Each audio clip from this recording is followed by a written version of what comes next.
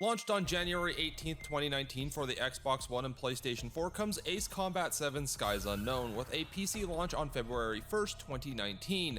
The game itself shifted heavily once again as it was touted to be a return to form for the franchise. Now on the surface, people were excited for what this meant. What it actually meant was this was a return to form, as the new entries that they were putting out at the time, mainly Assault Horizon, were disliked by fans and critics alike for its very sharp change in direction, especially when it came to the freedom and fun of dogfighting in the older titles. Ace Combat 7 was received well by critics, with a lot of them enjoying the gameplay, but not really enjoying the tedious mission structure, sparse checkpoints, and the plot being called a Fast and the Furious story that is trying to be touching and serious, and it just doesn't mesh well. They also lamented about missing features from older titles, such as the missing squadron command options from Ace Combat 6, 5, and 0. However, despite its shortcomings, the game sold rather well in the beginning. As of July 2020, it had sold over 2 million copies, bumping up to 2.5 million copies by January of 2021, which surpassed Ace Combat 4, which held that record for nearly 15 years. Now, Ace Combat 7 has reached a sales figure of over 7 million copies. Of course, this can be attributed to a few things. It is multi-platform, as you can find it on nearly every system, meaning that it is the most accessible, but also the fact that it has had one of the longest running game times, as it launched in 2019 and is now 2026, and it is still being sold on most digital and physical game fronts. For this video, I've decided to issue myself a challenge, since Ace Combat 7 is the game that I have had the most time with, as I can play it on PC natively. I have decided to do a full Ace difficulty playthrough with Trigger's Cannon Aircraft. There are some liberties taken on that. Don't worry about that. No parts at all, but also restricted to the cockpit view of the game. But of course, to supplement the cockpit view of the game, where apparently Project Ace has determined that Grandma driving her Ford is an acceptable field of view, I have installed two mods. One that allows me to set the field of view to an acceptable 120 degrees, and another that makes the damage on the aircraft more visible with longer smoke and fire trails. So with that, we should get into the story of Ace Combat 7. After the Continental War in the year 2010, former president of OSEA Vincent Harling spearheaded an agreement between various Usian nations to develop the International Space Elevator in the Gunther region to resupply energy to the region that was devastated by the impacts of the Ulysses asteroid event.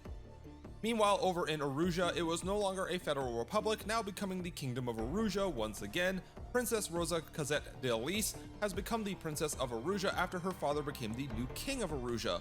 In order to protect the space elevator, the Osean military will deploy not only the IUN Peacekeeping Force, or IUN PKF, but also Osea's latest superweapon, the drone carrier platforms known as the Arsenal Birds. They are known as Justice and Liberty. During this period, strong anti-Osean sentiment began to brew quickly within the Erusian military, as there was a major belief that Osea had created the tower as a sphere of influence over the region. Young officers that were radicalized would spread this information to the princess, making her believe that this was Osea's intention all along. Of course, they would spread this viewpoint to the royal family eventually as well. On May the 15th, 2019, using a combination of MQ-99 drones that were stored in shipping containers, these containers were sent to Osea, where they would successfully launch attacks on naval ports like Alred, St. Hewlett, Aulic, and Bana City. This crippled a lot of the Osean naval forces, but at the same time they would capture the space elevator, giving them control over the Arsenal Birds. This expanded sphere of influence would allow them to bomb Osean and IUN PKF targets as far as Fort Grace Air Force Base. These events led up to the OADF pilot, TAC named Triggered, flying with Mage Squadron to repel these enemy bombers. Seeing as you are all new pilots fighting Satoa for the FCU, the OADF have given us permission to use the helmet cam footage from Trigger to show you what you may be coming up against. Of course, before we let you view the files for Trigger, we need to explain how his aircraft worked. The IUN let Trigger have a choice of 37 total aircraft if he obtained the additional procurement permissions, otherwise he is restricted to 28 aircraft that were available to be flown by him. The IUN would not let just anyone fly their top tier jet, so they created the MRP, or Military Results Point system, in which a pilot's performance in the air would let them procure new aircraft to be piloted, along with their various weapon systems. They also created a parts sheet that, once ordered, would allow their pilots to attach parts to their aircraft to improve their performance. From increasing the seeking range of missiles to flight performance modifications, some pilots use these to give themselves the greatest tactical advantages in the air. Trigger, however, would forego a lot of these enhancements, although some claim that he carried a special part given to him by the one known as Scrap Queen, called the Queen's Custom. But for now, I'd like to direct you over to the first of his operations, which is Operation Deerhorn and the official start of the Lighthouse War. Operation Deerhorn was a routine operation with our subject joining the Osean Mage Squadron as their brand new number 2 at the recommendation of his superior, the IUN PKF pilot known only as their TAC name Clown, as he stated that Trigger was a skilled pilot despite the fact that he was only a rookie. Now, as rookie pilots, these operations are good as learning devices, as they will let you get used to how your plane flies, along with the various improvements that come when new techniques are learned and implemented as a combat routine. We will pause the footage here for a second to talk about the things that you can use to your advantage to gain that little bit of an edge in combat. After years of studying Yellow Squadron's combat material, we have begun to train our pilots in what we call post-stall maneuvers. Now, not all of the aircraft you will be flying can use these advanced maneuvers. Some are able to perform full culbit and knife edge slice maneuvers, and some are only able to perform Cobra maneuvers. Here's a list of the aircraft along with their current capable maneuvers. As per usual with the Air Force, you will be rarely flying alone, as you will be instructed to join at minimum in a formation of 2 aircraft or an element. Unfortunately, for most of the time that Trigger was in the air, his squadron mates were not very aggressive. They often would miss targets or just provide him with a pat on the back every so often.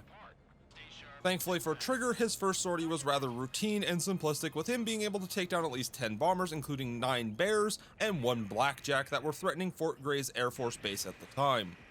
There was also a mention of drones over the radio at the time, but that was just discarded as military panic for the time being. Golem Squadron, this is HQ. Did you confirm any drones? What's the deal with all the drones? Golem 1, return to base and report for debriefing.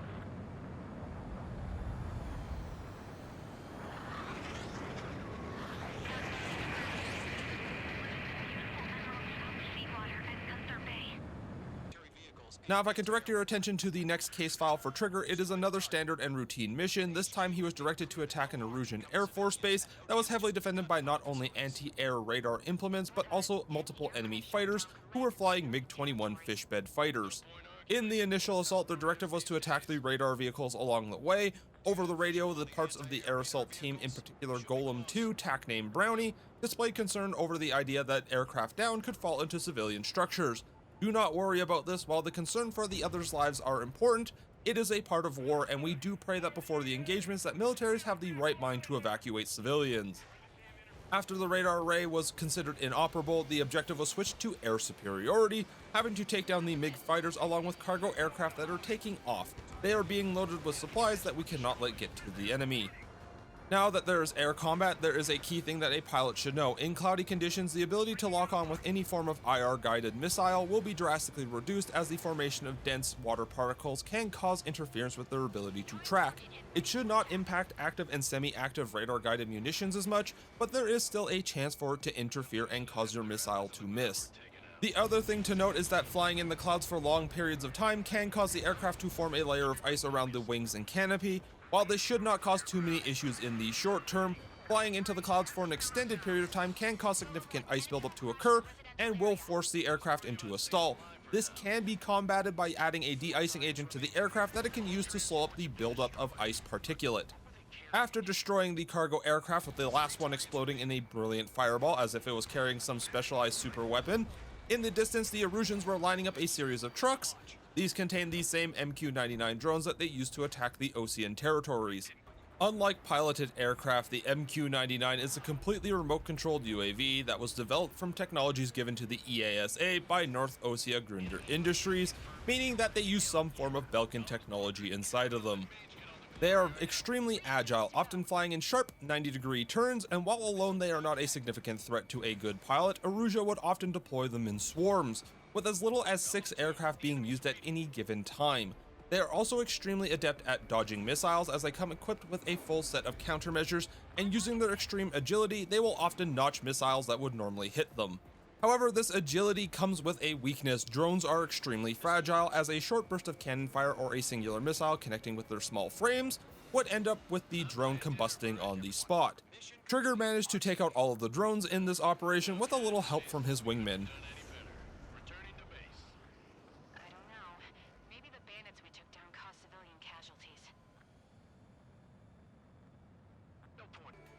Operation Dual Wielder was designed to be a routine offensive strike mission, with Golem, Mage, and other Osean squadrons securing air dominance over the Chopenberg Forest, while the OFS carrier Kestrel II initiated attack on the capital region of Farbanti. The operation was going smoothly, with a majority of the Erusian squadrons being downed, when the trump card would make its appearance. This is the Arsenal Bird. In specific, it is Arsenal Bird Liberty. This was the former Osean autonomous aircraft that was deployed to defend the space elevator. It flies with some form of AI controlling it, known only as the strategic AI. At some point, the Erusians, during the capture of the space elevator, would end up gaining control over these two powerful aircraft and their entire arsenal of drones. One of the things that the Arsenal Birds were known for was the ability to carry upwards of 80 MQ-101 drones, which are very similar to the MQ-99, with a few minor body differences, such as the MQ-101 featuring foldable wings and a tailless design. Functionally, they are similar to the MQ-99 that are deployed from the ground in surprise attacks by Erusia. Liberty would deploy its swarm towards the Osean pilots, in which the pilots were ordered to attack the Arsenal Bird. At first, this caused a lot of confusion, as a lot of the pilots were not equipped for engaging it. The drones were also picking off a lot of the pilots that were not experienced against fighting them, and during the attack, the Arsenal Bird would deploy a defense that would render it invulnerable. The APS, or Active Protection Shield, is a projectable bubble shield that prevents any form of traditional weaponry from attacking the ship. Of course, any close-range Osean aircraft were also obliterated in the process of its activation. Then they were given the order to retreat from the battlefield, with a lot of the forces damaged, exhausted, and now unable to attack the main target. The IUN PKF always had a bad issue with pushing their luck when it came to achieving victory, causing staggering losses. At some point during this confrontation, Brownie's aircraft would also take damage, forcing her to retreat, while Mage 2 was instructed to intercept the drones that were attacking the retreating forces. While leaving the combat area, a new radar signature would be acquired heading towards Brownie's location. A singular Su-30 SM fighter was sticking to her tail and not firing. With the EASA markings and its bright orange wingtips, this fighter would begin to be nicknamed Mr. X by the Osean forces, as they had no idea who was piloting the aircraft, just that he was exceptionally skilled and flying for Erusia's experimental squadron. Not only that, but the pilot would often just tail opponents for a while, almost as if he was toying or studying them before ending their lives. Even though Brownie did die, Trigger managed to wipe out all of the Erusian drones and secure the rest of the IUN PKF's forces. I said what I had to say. About what? Not a girl who'd retreat. Just not. At this point, Trigger had proved himself to the IUN as being one of their best pilots, as he was now able to face down the threat of their drones from both their surprise ground-based attacks and also the Arsenal Bird. So the IUN sent him off on a solo mission to penetrate the enemy's radar net and secure the landing platform at the space elevator, so that way the Osean Rescue Operation Team, known as Sea Goblin, could rescue and extract the former Osean president, Vincent Harling. During this mission, it was observed that the Erusian radar array is a lot stronger than the Belkan ones used during the Circum-Pacific War, as flying low does not decrease their detection radiuses. However, there are multiple paths through the radar net that can be taken. A much safer one with wider corridors that allow the aircraft to maneuver, or as Trigger chose here, flying through two narrow bands that can be passed through very carefully to skip a lot of the flight time required. But this is a warning that while Trigger may not have struggled, turbulent wind conditions, especially in this area, can blow the aircraft off bearing that can cause you to drift into one of the radar's detection ranges. Depending on the armaments chosen, a quick completion here would mean that Trigger stops his squadron mates from having fun, as the operation can probably kick off with the destruction of the anti-air emplacements at the bottom of the space elevator. As seen by the footage, Trigger would end up flying pretty close to some of the support structures, as he is a confident pilot at times. As the ground was cleared up, Sea Goblin was able to make their landing, but as usual, the Erusians had a backup off on the nearby coastline, as they would deploy their container trucks with MQ-99s. Trigger at this point would not only attack the drones that were already in the air, but the undeployed container trucks to limit the amount of enemy signatures in the air. Of course, he would fly back towards the space elevator to take care of the few that were pestering the Sea Goblin crew. Thanks to Colonel Johnson, who kept both him and Harling safe, they managed to get onto a V-22 VTOL and make an escape, not before the signatures of the MQ-101 would start to appear and swarm into the area, attacking Harling and the Osean fighters in the area.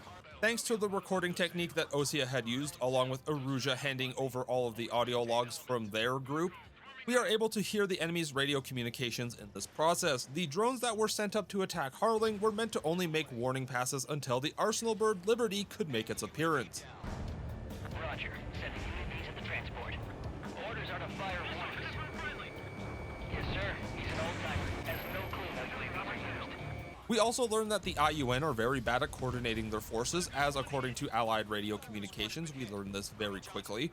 In the process, Mother Goose 1 was struck in the cockpit, killing Colonel Johnson, leaving only Harling to pilot the VTOL. For unknown reasons, the aircraft turned 180 degrees and started to fly back towards the space elevator, while MQ drones swarmed the aircraft. Mage 2 was instructed to keep all drones away from the aircraft when what was believed to be a friendly missile fired from Trigger's aircraft would strike Harling's aircraft and end up destroying the VTOL and ending Harling's life. Despite vehement opposition from Mage 2 himself, this would end his time fighting for the IUN PKF as one of their ace pilots, as this would end with him being court-martialed and sent to a penal unit to be used as cannon fodder for their mock air force.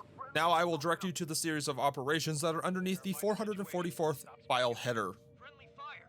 I saw it. The Air Force Base 444 Squadron, or Spare Squadron, was a penal unit designed to draw enemy attention away from the front lines towards a dummy base with repaired aircraft by the prisoner Avril Scrap Queen Meade.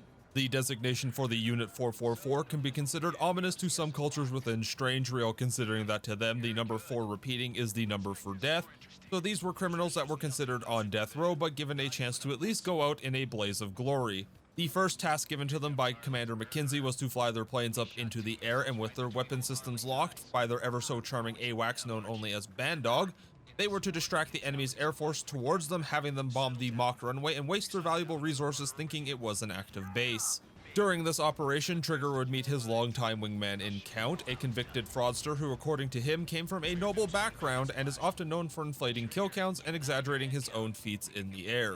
During this operation, he would meet some other interesting characters, such as High Roller, who had a tendency to gamble while betting on certain events, Champ, who was an aggressive pilot who often defied orders while also not caring about what happened to the other pilots in Spare Squadron, Tabloid, who was born from Belkan descent from two parents that emigrated over. He always seemed to be rather cheerful and energetic in most of the interactions that he had with Spare Squadron, and Fullband, who often babbles on about Intel being a powerful tool in war and having some secretive knowledge, hence his call sign representing a radio frequency. After a rogue bomb hits the control tower of the airbase, against orders, Bandog gives Spare Squadron access to their weapons, and despite Trigger having the most outdated fighter of the bunch, having a choice between the F-104C Starfighter and the MiG-21 Fishbed, as his iconic F-15C was still in repairs, would manage to take down all of the bombers despite Count inflating his own numbers. Spare 15, what the hell are you doing? Attack. One bandit left. Take him down now. First come, first served. Just Operation One Pair took place in the Roca Roja desert region and would be an operation that you may see enacted on the field where there is a dense cluster of enemies present, and it is your job and your imperative to thin them out by taking out their command structures and air and ground defenses. Thankfully for this mission, Trigger's F-15C was repaired by Avril and was even outfitted with pulse laser weaponry. We have no idea where she got it from, but she had a set of them on hand and managed to get them working. If a pilot needs on these longer missions, they may push across the return line to replenish ammunition to their aircraft, but on some easier mission styles may be also allowed to repair their aircraft. But considering Trigger was part of the penal unit, the ability to repair was not allowed, since if he got shot down, he technically atoned for his sins. Now the thing about these longer missions is that if you do not manage to thin out the enemies enough, the mission is considered a failure. So while Trigger and the rest of his squadron do not have the ability to pick their aircraft, do think wisely about what aircraft and weapon choice you bring up into the air, as you may not be able to complete the mission with the wrong weapon sets. Of course, as they were causing a ton of damage to the Erusian forces in the region, in a very standard reaction, Erusia would deploy their MQ-99 drones to the battlefield, which of course Trigger had already had experience fighting, and he would not struggle one bit against them. But this did come at the cost of a member of Spare Squadron being High Roller, and of course Bandog shows his usual level of empathy for the group as he is forced to watch over them. Into solitary. That's what that gambling nutjob would say if he was still here.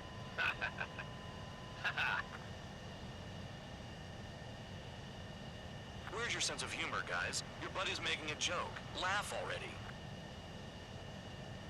A lot more dangerous than the last one, this time in the scenic Yinshi Mountains, a densely forested mountain range with extremely strong winds and less than ideal weather patterns. The Spare Squadron was tasked with taking out Erusian SAM and radar sites that were nestled deep into the mountain ranges to open a hole for friendly retreating forces, which would often bring them into some very low and tightly maneuvered situations.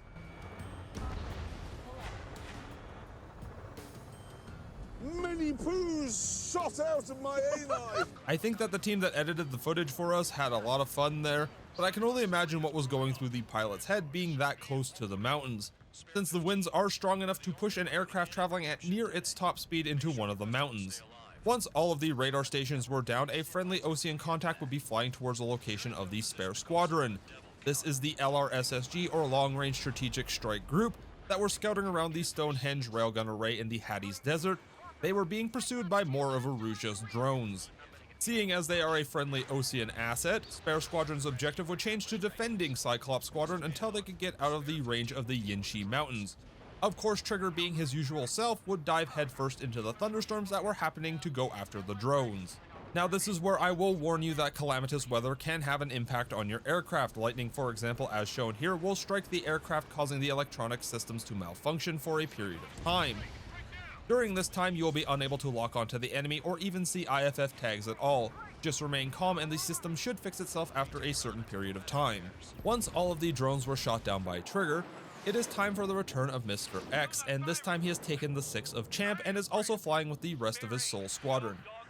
Champ, being too prideful, would engage in a dogfight despite being told to break off, performing a very simple Cobra maneuver in his MiG-29 just to get onto the tail of Mr. X, before Mr. X would teach us a very important lesson. The P in Sukhoi stands for physics, as he pulls one of the best vertical Colbit maneuvers we have seen in combat, and this would come at the life of Champ. To mitigate any risk to the LRSSG, who were not equipped for this fight and were running rather low on fuel, Trigger was told in the wise words of Bandog, Get in there with that monster, Spare 15. We're gonna lose more friendlies. Now, our data analysts have come to the agreement that there are 2 outcomes for this fight. Trigger would damage Mr. X enough for him and the rest of Soul Squadron to retreat, or he distracts Mr. X long enough and Soul Squadron retreats due to the fact that thunderstorm clouds are rolling in at this point. Either way, Trigger was praised for his performance and allowing all of Cyclops Squadron to live. Trigger, kindness gets you killed. Hey, God Dog. One of the things that pilots will have to get used to when traveling around Usha is the fact that you will probably run into an environmental hazard here or there. In the case of 3 of a Kind, they were sent to damage an oil refinery because if the enemy doesn't have fuel, they cannot win a war, or in this case cannot supply the massive drone warfare suites they have, stopping the counteroffensives. Trigger and Spare Squadron would complete their objective with a little bit of luck, as the F-15C that was granted to Trigger for this mission isn't the strongest for dealing with clusters of ground targets. Thankfully, oil tanks do explode and will wipe out the structures closest to them. But don't negate the enemy's aerial presence either. Taking out a few of their defensive fighters means that there'll be less for you to deal with later on. But also remember that Spare Squadron had to eliminate objectives within a certain time limit, as the Sandstorm Inessa was approaching rapidly, and dust plus an aircraft's intake will always spell trouble. As they finished their first objective, Command did spot fuel trucks leaving the refineries, and letting that fuel escape would be dangerous. Since they are unmanned, after destroying a few of the trucks, Erusia would deploy their arsenal once again. Of course, it is more MQ-99s, and they did do some damage to Trigger, leaving his aircraft at 96% damage. Of course, he is an ace pilot, so he didn't panic in the slightest. The weather situation did make it more difficult for him to track the trucks, as they had to be hunted down by the occasional radar ping. The density of the sandstorm with all of the charged particles was heavily interfering with their radar, and one of the trucks was even carrying that same explosive Trigger saw on his second operation. Eventually, it was mission complete, and they did make it back to the base safely, even if Avril complained about the amount of sand she had to clean from the engine's intakes. Stick with Trigger and you'll make what's more. Operation Flush was a mission where some of the smaller pieces started to fall together, in particular for Trigger's past, as at first it started out as a routine radar destruction mission, with the difference being the fact that there was an altitude limit, as Spare Squadron was already flying high enough in the mountains where the enemy's aerial defenses would prevent a pilot from flying too high into the air, as they would be quickly intercepted by a missile launched by said defense system. The enemies are not the only ones that can use their clouds to their advantage in this mission, as diving into the clouds can also block some missiles from striking you as a pilot, so always keep awareness of what is around you and use it to your best advantage. While attacking the radar sites over the radio waves, Full Band will talk more about intel, even being stated as being on a second strike with Bandog. After all of the radar sites fell silent, there would be a new blip on the radar in the form of F-18s that are rapidly approaching Spare Squadron. They'd be disguised as OADF fighters and even spoofing their IFF. Now, IFF is managed on an encrypted satellite transmission and is incredibly difficult to spoof.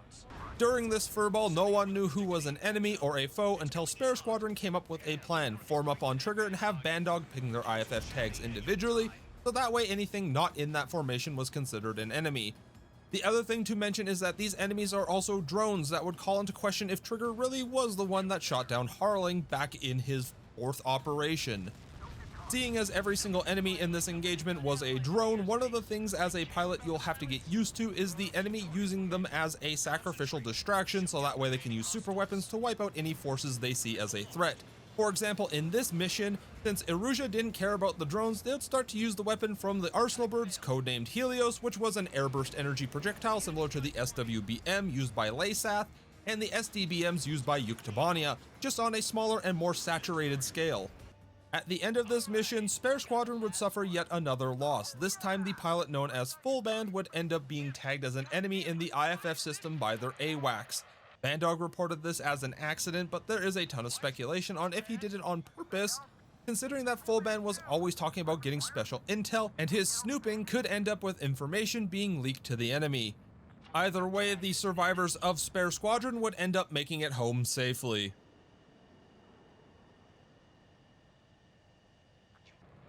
For this operation, Spare Squadron was split up, with Count and Trigger being sent on an escort mission to protect Commander Mackenzie's aircraft until it reached Bogoldarest, with the rest of Spare Squadron being sent to Tyler Island. The mission itself was routine and simple. It involved protecting Roper 1 from various enemy SAM sites that could be spotted by flying close to them or by following the smoke trails from the launched missiles. It is deceptively simple, and once again Trigger was forced to do everything as Count seemed to take a vacation. Trigger's flight data showed that he had to move from point to point until the enemy sent up fighters to attack the aircraft directly. He had to choose what fighters to intercept at this point, with the faster, more maneuverable fighters being the first target, as they are able to do more damage to the escort craft. After reaching the wall that was built up, a new signature would appear on the radar. This time it was a very fast mover. Small as well, it happened to be an experimental drone, and without knowing its true intentions, Trigger was told to engage the ADFX-10 drone. Now, the thing about this drone is that due to its design, it is highly maneuverable, with the ability to turn at nearly 180-degree angles at the drop of a dime. It is also equipped with the Belkin ZOE AI prototype that can learn from previous flight data to seal up any holes that it has in its technique. Trigger, with a little bit of struggle, did eventually manage to shoot down the experimental drone.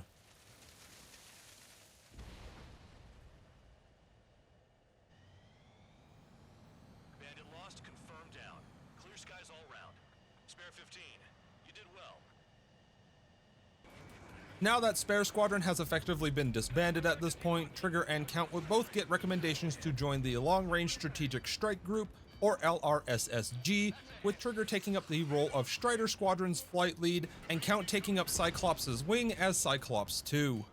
The LRSSG would allow Trigger access to the F-15J Eagle and the F-15E Strike Eagle as a way to increase his already lethal abilities in the air. For now, he would stick to the F-15C Eagle as he was used to flying it, and the aircraft was still pretty capable. This was another large-scale battle operation, with both squadrons being told to attack the Erusian Njord fleet at Snyder's Top. Both Trigger and Count would have to get used to their new AWACS operator in Longcaster, who was very different to the harsher and demeaning tones of Bandog, often correlating things to food, and honestly, all things considered, he was a breath of fresh air for the two pilots. One of the things about Strider Squadron is that they are a little bit better than the standard Spare Squadron or even Mage Squadron teammates. They show a little bit more aggression in the air when flying with Trigger. However, they do have a tendency to destroy enemies that Trigger has already got on the ropes, which to some degree frustrated the pilot. This was also Trigger's first time encountering a naval force that had Sea-Wiz that can shoot down slower launched armaments like missiles, so picking weaponry that is good against ships like unguided rockets, or in the case of Trigger, using his pulse lasers to take care of the enemy forces. At the end of the day, the fleet was damaged enough and the operation was considered a success.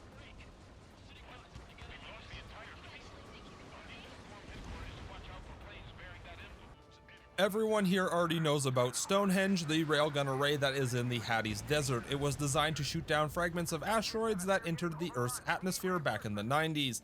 It was decommissioned after ISAF's attack during the Continental War of 2004. You know, the one with the ribbon pilot that you all hear legendary tales about. The IUN had a plan here to power up the Stonehenge array and use one of the cannons as a hopeful way to damage or completely destroy one of the massive arsenal birds that are constantly applying pressure to the Allied forces.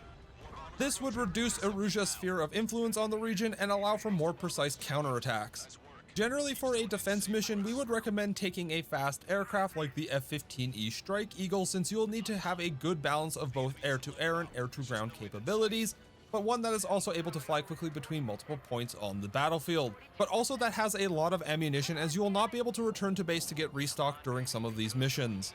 Trigger didn't get this memo and wanted to use the A-10 with UGBs for this mission, which the A-10 is a very capable aircraft. Surprisingly, it can dogfight with a very good instantaneous turn rate, and its already slow speed mixed with an extremely good stability means that it's very hard to get the aircraft to stall, and faster aircraft that are intercepting you are more likely to just overshoot and let you have a free shot at them with your missiles.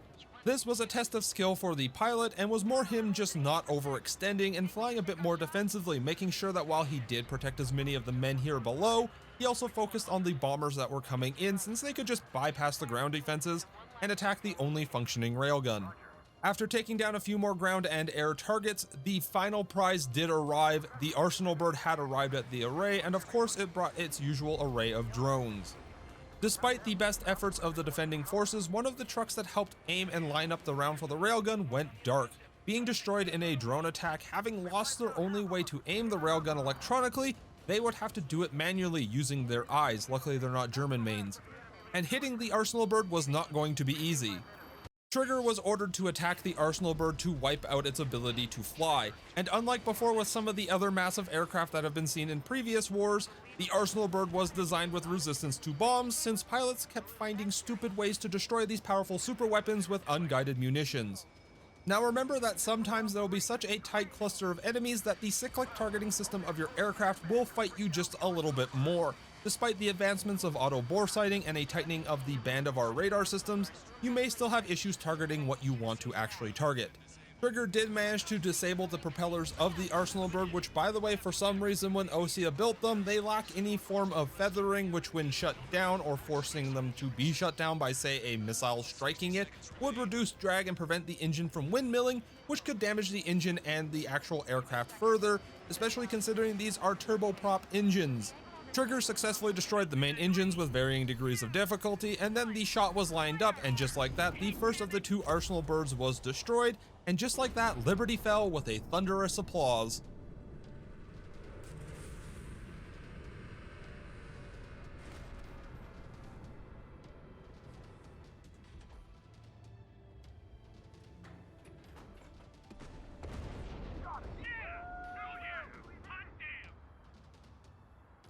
Now here's one of the many things that you will notice with the footage. Trigger often listens to music while he flies. I guess it helps with easing his mind while in the air, but the song he chose for this Operation Magic Spear was a good choice. There's something about his musical choices throughout his career that is slightly memorable. But for this operation, and something that you won't experience with the new multi-hardpoint system while fighting Satoa, is having your secondary weapon replaced. The first time we heard of this happening was when Blaze was told to use the neutralizer bombs over in Osea, and then when reports of a black marked aircraft was taking pictures around Mount Sherm in Belka. For this mission, Trigger's normal loadout was replaced with a targeting pod for the bunker busters that were being dropped from bombers overhead. He was tasked with guiding the bombs into the IRBM silos that Erusia had set up all across the mountain range. Now they were also smart and set up decoy silos, but there was a small trick that Trigger employed for at least one of the silos. If he shot his cannons at the silo and it disappeared off his signatures, it would be a decoy. He did have to be careful with the bombs being dropped, as if they were off by a bit, the IRBM would not be destroyed, and he would have to use his standard missiles to take care of it. Thankfully, the rest of the mission went rather smoothly. This was despite the fact that Erusia managed to launch up a few of their IRBMs, which were all taken care of by Trigger, even if you could hear his breathing over the music at times. Now, there were a set of operations that Trigger took part in that were of the utmost top secret. Thankfully, the OADF were nice enough to declassify the information about these operations to us, but there is one thing to be wary of as you are fighting Satoa. A lot of the nations may sell their unused super weapons to the highest bidder or companies like General Resource Limited. The Alicorn is one of those submarines, formerly an advancement and successor to the powerful Sinfaxi class of submarines used by Yuktobania, sold to General Resource, and then modernized and repaired, making it a very terrifying presence on the sea. Erusia would end up purchasing the submarine from GR Trading, in which during a test it was found submerged after 2 whole years at a 15-degree tilt at the bottom of the ocean. Now it has appeared in the same port that Trigger ruined during his time in Spare Squadron, this time with the goal to capture the Alicorn from the enemy. However, there are other forces that are working against Trigger, as his squadron was the only one that was sent up into a massive furball engagement near the port. After nearly 5 minutes, help would eventually arrive for them as 2 ESM carrying aircraft known as Enchanter would appear and help out with the fight. Utilizing these aircraft will be key to success in the mission, as they will enhance the aircraft's ability in a dogfight, increasing missile lock speed, fire rate, and tracking capabilities. Thankfully, after destroying the initial swarm of enemies and defending the landing ship crew successfully from anti-ship missile carrying aircraft, Trigger would be intercepted by 2 rather peculiar individuals. They were hostile to both Ocean and Erusian forces, despite wearing Ocean roundels. These 2 were Otto and Elsie Van Dalsen, twins that formed up the Assassin Mimic Squadron from the General Resource Guardian mercenaries, but for brevity we will use their call signs of Rage and Scream. They seem to be hyper-fixated on Trigger while using modified Su-47 fighters that had ESM that would jam the opponent's radar, producing multiple signatures in the air, similar to the way that Yuktobania had during the Circum-Pacific War. They also sported a unique camouflage that is rather old, being Dazzle camouflage that we used to adorn our ships with, along with painting false canopies in a reflective material on the forward landing gear. Trigger did manage to fend them off long enough to damage one of them, causing them both to flee. Afterwards, Matias Torres, the commander of the Alicorn, would defect from Erusia upon their order to scuttle the submarine, instead leaving the port, but not before launching a series of Rafale fighters from the deck of the Alicorn. One of these fighters was carrying a weapon deemed a WMD, and of course they relied on Trigger to track it down and eliminate it before it left the mission area.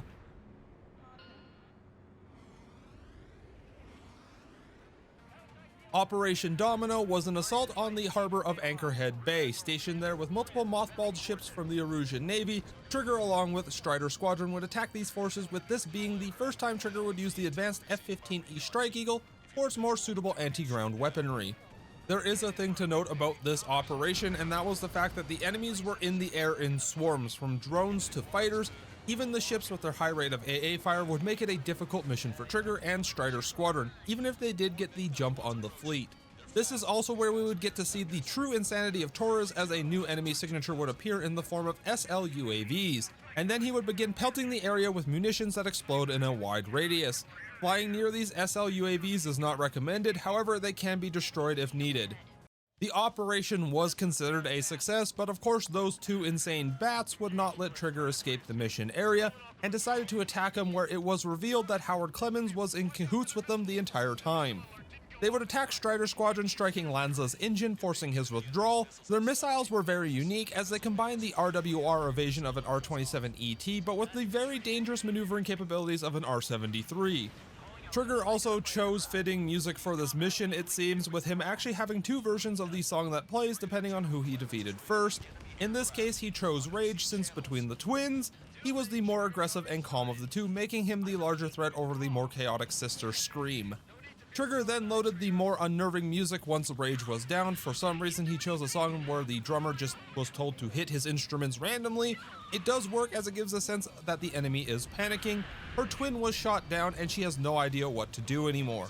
But of course the SL UAVs do make it hard, especially with Mr. Salvation shooting rounds everywhere.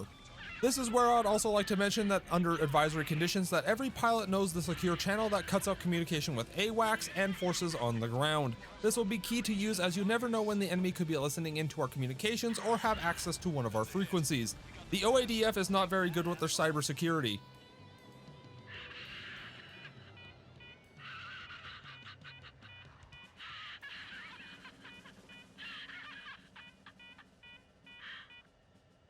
Unidentified aircraft, eject. eject now.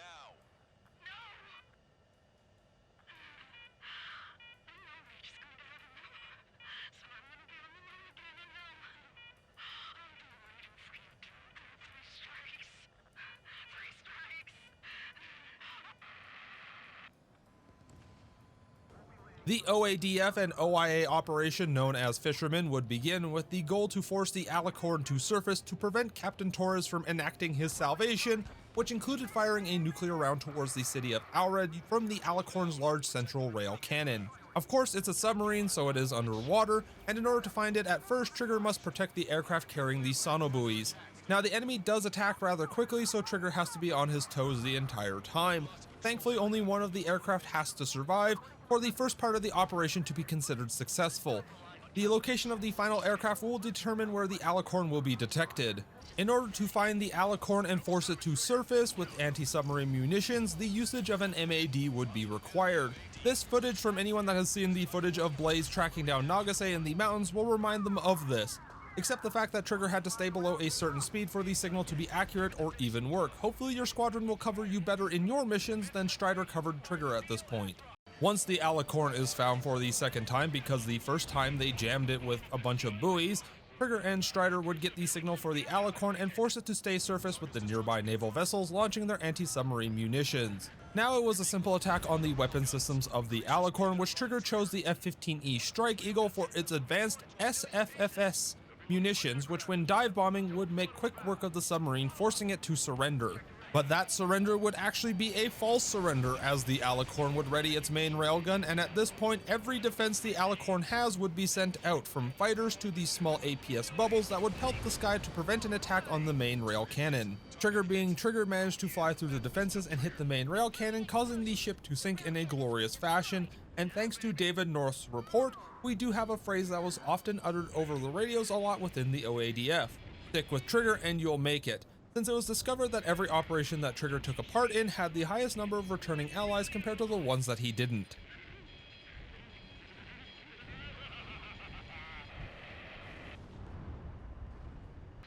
Operation Werewolf was a rather unique operation, not only being at nighttime, but also being one of the things that every pilot fears no matter which military they have joined, and that is having a height restriction with a canyon placed in front of them. Trigger was told to fly solo into the canyon while keeping below 600 meters and avoiding the enemy's spotlights, and through the entire thing he did keep a pretty good pace. There have been tales of him not letting off the afterburners in some rather quick aircraft, but our footage was him flying at a decent but slower than full throttle pace. Thankfully, the canyon was not that long of a journey for him, and once on the other side, the objective was to wipe out the base's defenses.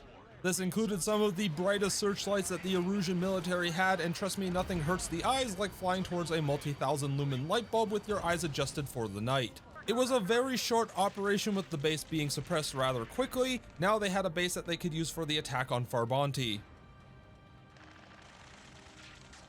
Now, anyone that has studied Strange Reel for any time knows that this is the second time that Farbanti has been besieged. The first time was by ISAF troops in the Continental War, and now by Osean forces in the Lighthouse War. While the main city seems to be flourishing and operating as usual, the poor financial district is still sunken and falling apart, which you cannot blame them really. It did get sunken for meteor impacts nearly 21 years before this conflict. The operation does go rather smoothly, with Farbanti being captured by Allied forces rather quickly thanks to the efforts of both Strider and Cyclops Squadron. Of course, in order to defend Farbanti almost like it was a shadow of what happened in the Continental War, the Ace Squadron known as Sol would arrive to defend Farbanti in a last-ditch effort with their leader Mr. X.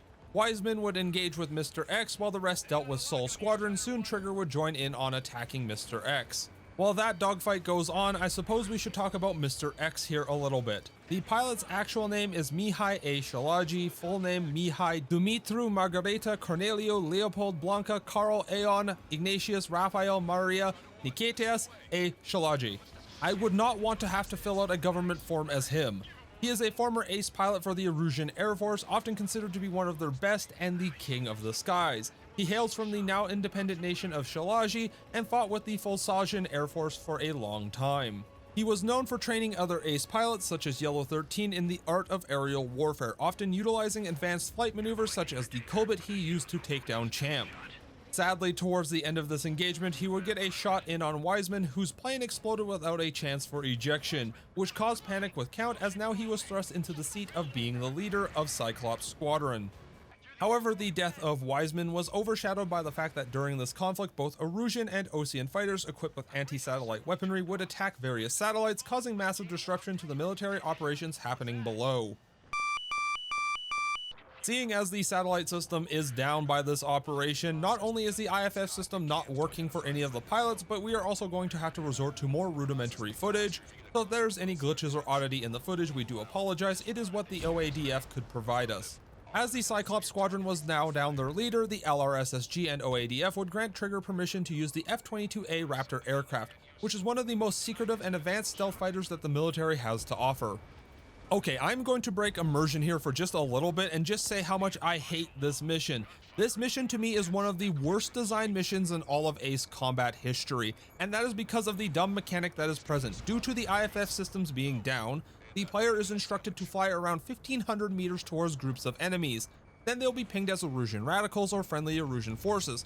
Now the thing is, they will shoot at you no matter what at least a few times, and on the lower difficulties, that's okay. You can take a ton of fire before being worried. But on Ace, those SAMs, even if they are friendly, will absolutely destroy you, and it takes Lancaster a second or two to mark the targets as friendly or enemy. It gets really annoying. So unless you memorize the mission and what enemies are what, it is a mission that is just bad. Did I mention that it's also an escort mission at the same time? During this operation, it is also revealed that Harling's assassination was done by an Erusian aircraft that was marked and transmitting an Osean IFF signal, which clears Trigger of blame in Harling's death. A few months too late there, guys. Now there was a new signature that also appeared on the radar, a civilian liner that was being escorted by fighters. This contained Mihai's granddaughters and a mysterious Dr. Schroeder. Now while the background footage goes on, we need to talk about Dr. Schroeder. Schroeder, with his first name being unknown, is a Belkin scientist that at some point worked for Grunder Industries and was key in developing the systems that would lead to the ZOE project. This was one of the first examples of aircraft being outfitted with self-piloting and self-learning AI systems. First outfitted on the coffin fighter known as the ADF-01 Falcon, it was tested during the Yuzhin Uprising conflict in the late 90s. Now it's been years, and with data gained from Mihai would develop into an advanced AI model that would be implanted into the ADF-X10 that was shot down over Boguldarest by Trigger, but it was also implanted into two other aircraft that will appear later on in the footage. Trigger does save the scientists as Erusian radicals launch drones up and also begin to attack Schroeder's aircraft. Trigger did manage to get Labarth to his helicopter, however the OADF AWACS Argus would instruct the Osean military to fire on the general, which ended in his death. This was due to meddling from the Erusian radicals.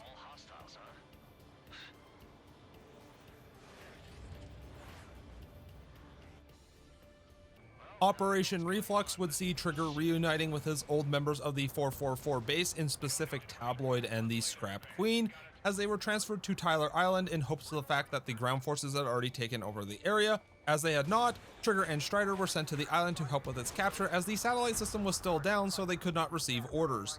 During the earlier encounters, Trigger's aircraft, due to the IFF systems being down and the procedure of manual identification putting his aircraft at risk, led to it sitting at 98% damage when the enemy would throw bombers and their escorts with a goal of flattening the allied forces, not letting them have a base that would put them in range of the space elevator. Trigger was successful in shooting down the bombers, with a minor amount of a scare since one stray bullet or a missile exploding somewhere could cause them to become a shrapnel memory. The airbase also had to be bombed, with it having drones as a defense, which while dangerous, they aren't very durable as we have discovered. Over the communications, Trigger would hear the Scrap Queen along with a new voice which he has heard once before towards the end of his first operation, the strong-handed princess of the Kingdom of Erusia. They are surrounded by enemy forces and using a smoke flare would mark their locations. Trigger would end up flying in, rescuing the princess and Avril, but his operation was not over there, as the radicals utilizing the mass driver have now launched two cargo aircraft carrying Helios towards the space elevator, and Trigger being the only one stupid enough to chase them, he had to bring them down. Of course, fate was never nice to Trigger, and twice now Mother Nature has tried to end him prematurely, this time with more wind and lightning, which thankfully, while not causing him structural damage, did make his job a little bit harder. Even though he came close to flying through the explosions twice, he did manage to take down the final target and it was over. They had the base, but there was one small issue. There was no supplies like fuel, ammunition, or rations, so the OADF had to go procure some through some less than ideal means.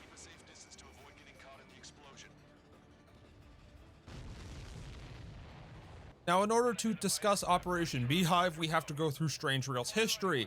There was once an area called the Grand Duchy of Solaji, which neighbored the Republic of Volsaj along with other various Erusian states. Sometime during the 1900s, the duchy was annexed by the nation of Erusia. It is famous for its wide open landscapes and the central town which surrounds the Shalaji castle.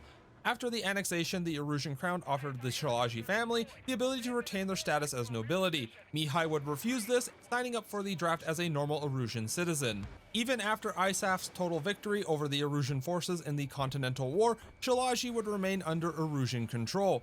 Come to this operation where it was discovered that it was stockpiling supplies in the castle itself, the OADF would send Strider Squadron in to secure the castle along with those necessary supplies. Of course, they couldn't just march up to the castle and ask for the supplies. It was still in enemy territory, and those that remained loyal to the Shalaji family, in specific Soul Squadron, were returned to the air to defend the nation. In some fierce dogfighting, all but 2 of Soul Squadron were shot down.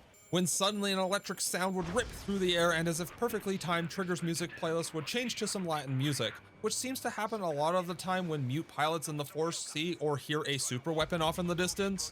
Mihai has returned, ordering Soul Squadron along with the Volsaj Air Force to retreat, as he is now flying the XO-2S Strike Wyvern, which is a more advanced version of the XO-2 Wyvern that was produced before. This time it features an electromagnetic launcher at the cost of its maneuverability. And while the regular Wyvern was designed for Air Force and naval usage, the upgraded version lacked the utility for naval usage.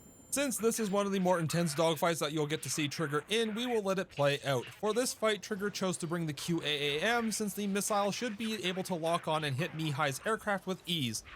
Well, one thing is that their capabilities have been drastically decreased since they don't have the turning capabilities or fuel time of previous versions of the QAAM.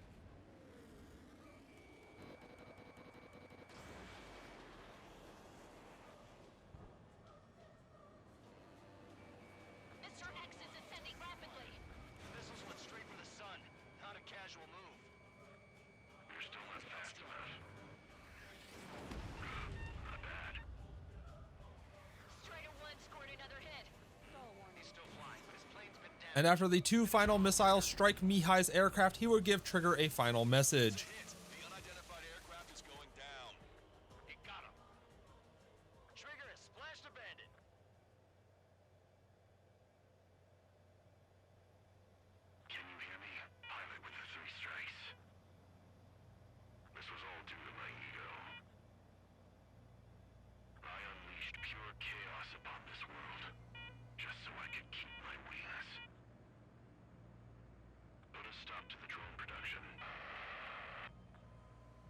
And just like that, the torch is passed on. Trigger?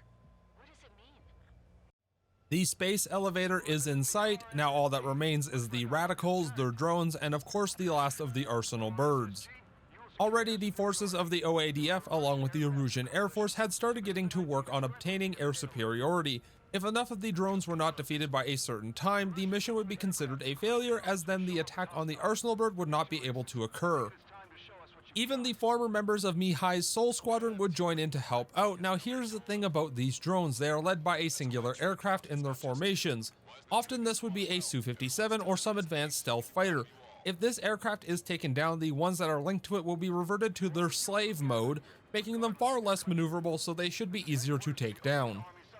Trigger at this point had the perfect setup as he swept through the drones with no problems, picking them off to the point where there were very few left in the air. But with air superiority firmly in the hands of the friendly coalition forces, the Radicals would play one of their final cards. Justice would be brought to the battlefield. Of course, in standard fashion for the Arsenal bird, it would use its APS to protect itself, with it dropping every so often, which did give Trigger a window to attack. I will now let you listen to the radio communications of Strider Squadron.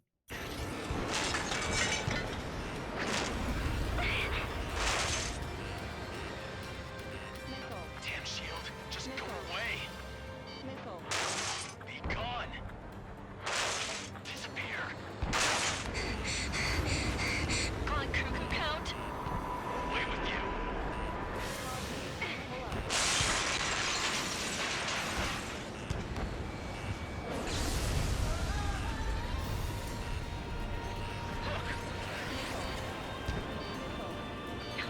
Just what kind of magic did you work there, you asshole?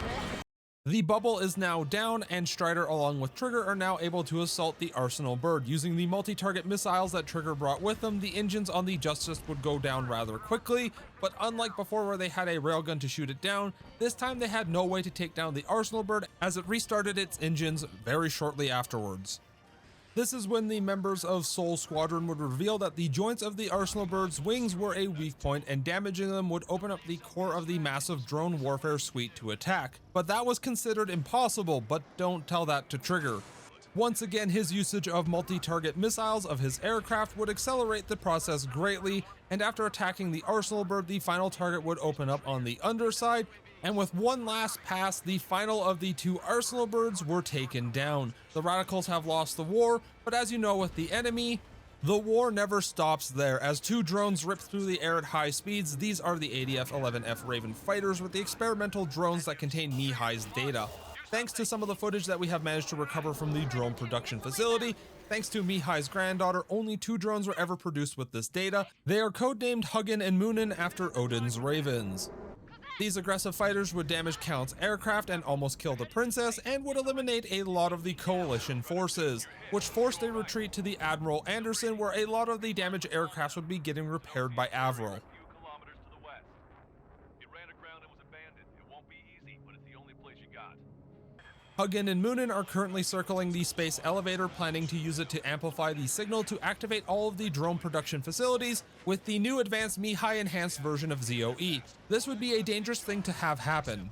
Now, while Trigger does make the fight look rather easy looking, one of the things we will advise our pilots as we are pushing towards the cutting edge of technology, you may come across advanced AI that can adapt to your flight styles. We don't know what Satoa has in terms of technology just yet, and they could have a trump card since the Belkans handed out their advanced technology like cake at a kid's birthday party, it seems like. One of the things that did happen in the helmet footage of Trigger is that one of the weapon-mounted UAVs that the Raven can launch actually shot down a missile that was about to impact it. That's pretty rare. Once both of the drones are shot down, one of them would detach the upper part, turning into a smaller fighter similar to the ADF X-10 that Trigger fought over Boguldarest during Operation Full House. Now, this one seemed to be a bit more agile than the last one that he fought. Eventually, Trigger defeated the smaller version of the Raven, and that is it. The mission was over when the radio would sound out and they would hear this. Can you hear me? There's still one drone left. Who the hell is that? More importantly, I thought Trigger destroyed all the drones. It's thrown away its wings, yet it's still flying. Can anyone hear me? That aircraft needs to be taken care of. She's right. I see something on the radar. The UAV is alive and kicking. Turns out the other drone managed to sneak off and has now decided to fly into the underground highway system that leads to the base of the space elevator, where there was a series of amplifiers that would allow it to amplify the signal for its ultimate goal.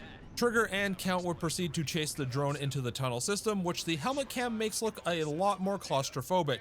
The drone would access the security systems of the tunnel while it was flying and close down the shutters in an attempt to block off Trigger and Count, who had suffered damage during the earlier Raven fight, forcing him to emergency land towards the base of the elevator. After successfully destroying the Raven and the amplifiers, Trigger only had one way to get out of the space elevator, and that was to fly up it. Yeah, baby! Hey, I'm being serious here.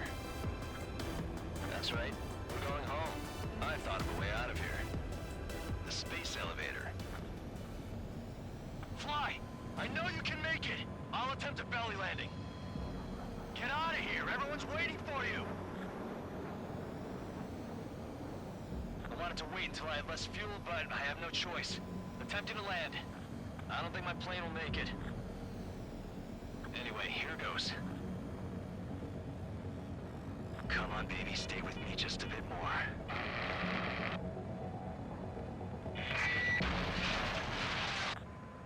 Once at the top, a radio broadcast would play, telling the people that Captain K Nagase, yes, the same Nagase that fought with Blaze during the Circum-Pacific War, was on her way back with Pilgrim 1. Later, it was revealed that Harling was at the space elevator in the first place for an inspection, but also to see her home. With that, Trigger was successful, and as far as we know, Yuzha never stays at peace for too long, and now that you have studied Trigger, it is time for you to join the rest of Joker Squadron on the Endurance and take to the air to defend the FCU.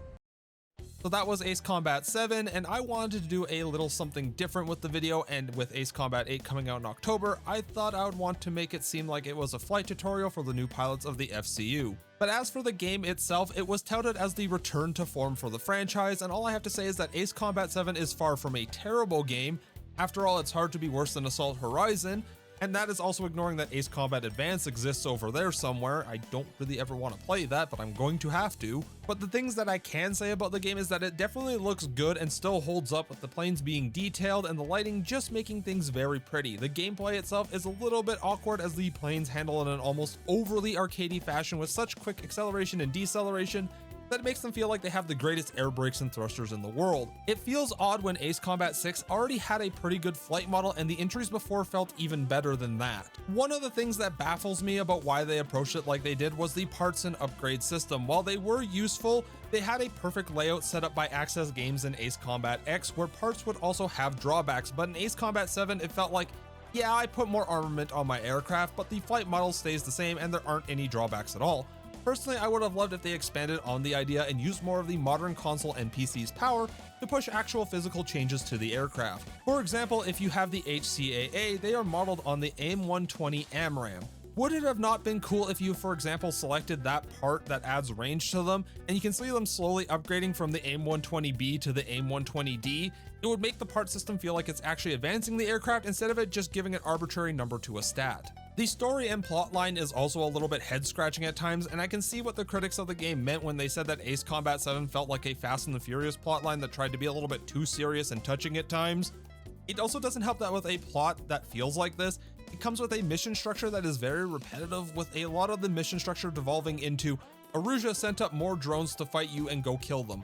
And I get it, modern warfare is basically drone warfare, but it feels like that one Simpsons meme with Bart, but instead it's say the line Aruja, but in some of those missions they just drag on for far too long as well, and have some gimmicks that are more infuriating than they are cool. Plus, it felt like a few of the plot lines that we did get were either cut short or got overshadowed by other events happening. For example, Wiseman's death. It felt like they wanted to do a chopper with him, make the player feel angry at Mihai, seek revenge as he was the one that basically got you out of the penal unit. But at the same time, I had no attachment to Wiseman, as I knew him for a very short time, and honestly his death got completely overshadowed by the satellite system getting knocked out of the air, as that makes you go, what in the hell is going on?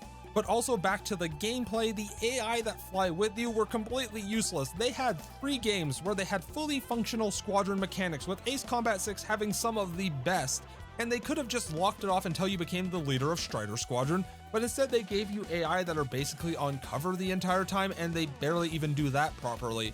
During the mission where you're trying to find the Alicorn for the second time, it sends up a bunch of drones, and I died a few times because the MAD won't work at over 500 kilometers per hour, and there are a swarm of drones that get launched into the air. And they shot me down because Strider was too busy picking their noses to shoot them down, not to mention there's also a time limit to try to find the alicorn.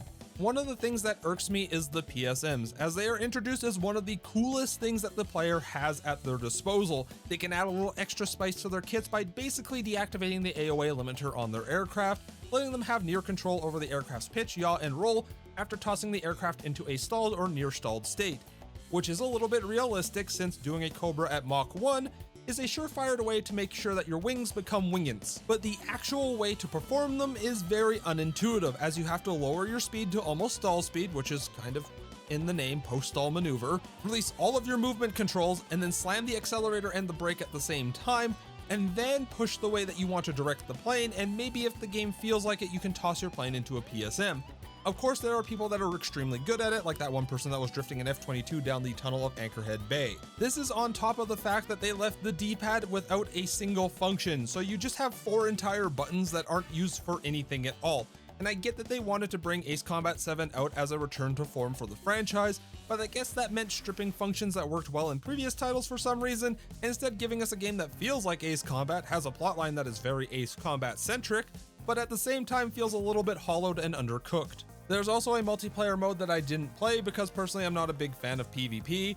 I don't mind if Ace Combat has a co-op mode like Infinity or 6, I'll be all over that because the idea of just grabbing a fun airplane like the Nosferatu and just decimating enemy AI with a group of 3 or more other people is way more fun than fighting other players in my personal opinion, but if somebody enjoys the mode, that is fine. It just isn't my personal cup of tea, so I'm not going to review it because then it would just kind of throw everything out of balance, because then it's like I really don't like that mode because I didn't have personal fun in it. So at the end of the day, Ace Combat 7 is definitely an Ace Combat game, but it is far from one of the best. I had fun with the challenge that I imposed, even if some of the missions made me so bored that I wanted to record all of the footage at a later date, which then also delayed this video even further.